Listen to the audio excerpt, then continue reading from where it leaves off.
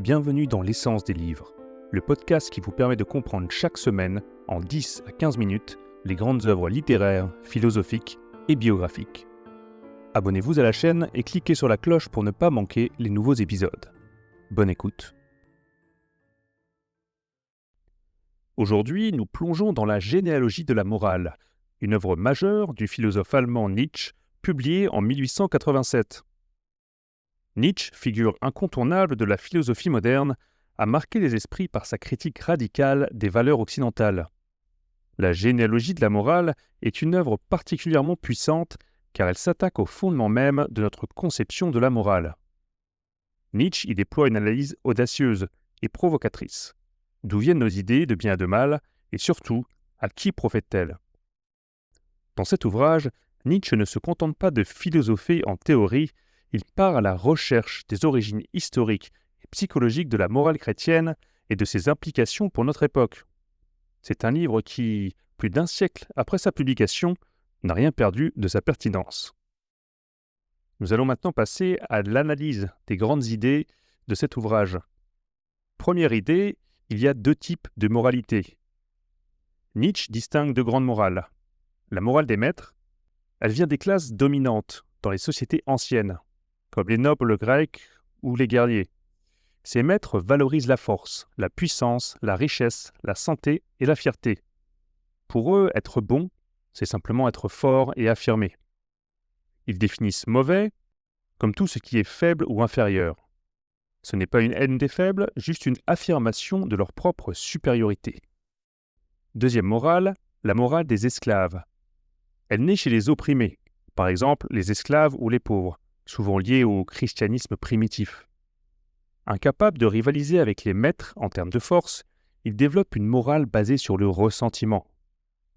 Ils définissent comme mauvais tout ce que les maîtres valorisent, la puissance, la richesse, la domination. Par opposition, ils proclament que la soumission, l'humilité et la souffrance sont des vertus. Nietzsche voit cela comme une forme de revanche psychologique. Les faibles donnent un sens moral à leur condition en la valorisant.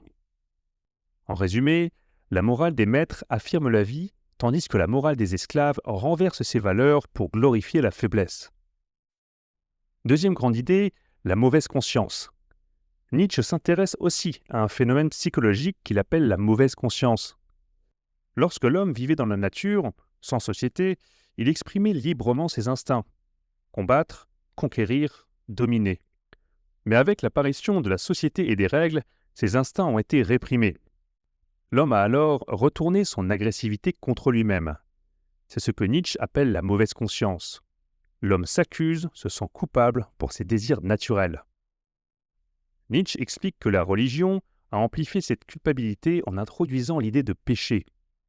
Le christianisme, par exemple, enseigne que nous sommes tous coupables dès la naissance, le péché originel, et que nous devons racheter cette faute par la souffrance et l'obéissance.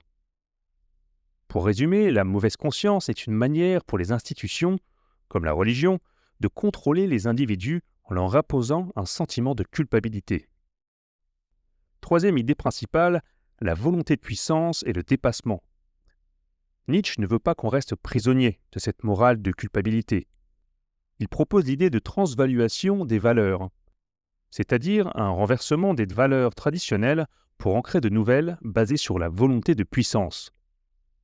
La volonté de puissance, c'est l'instinct fondamental qui pousse tout être vivant à s'affirmer, à se surpasser, à créer. Pour Nietzsche, l'homme doit se libérer des valeurs héritées et créer ses propres valeurs en acceptant pleinement la vie et ses contradictions, comme la force, la faiblesse, la joie, la souffrance. Cela mène au concept de surhomme, un individu libre qui ne se laisse plus enfermer par des valeurs imposées de l'extérieur.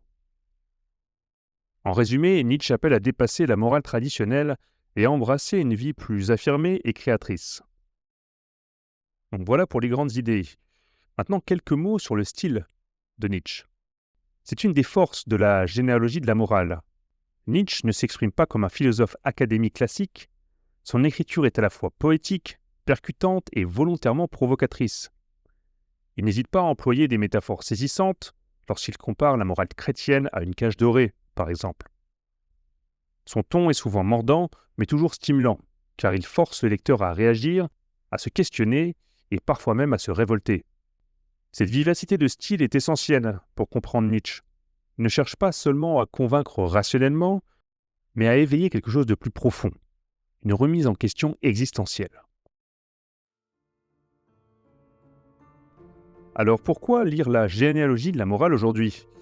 Tout simplement parce que Nietzsche nous force à réfléchir sur les fondements mêmes de notre civilisation. Dans un monde où les questions d'éthique, de justice et de pouvoir sont toujours au cœur des débats, cet ouvrage offre des clés de compréhension puissantes et intemporelles. Nietzsche nous invite à sortir des sentiers battus, à interroger les valeurs que nous tenons pour acquises et à imaginer de nouvelles manières de penser et de vivre. Comme il le dit lui-même, celui qui lutte contre les monstres doit veiller à ne pas devenir monstre lui-même. Une invitation à explorer les profondeurs de la condition humaine et ses forces et ses contradictions. Merci de m'avoir écouté et à très bientôt pour un nouvel épisode de l'essence des livres. D'ici là, je vous encourage à plonger dans Nietzsche. Si ce n'est pas déjà fait, c'est un voyage intellectuel qui ne vous laissera pas indifférent. À la prochaine.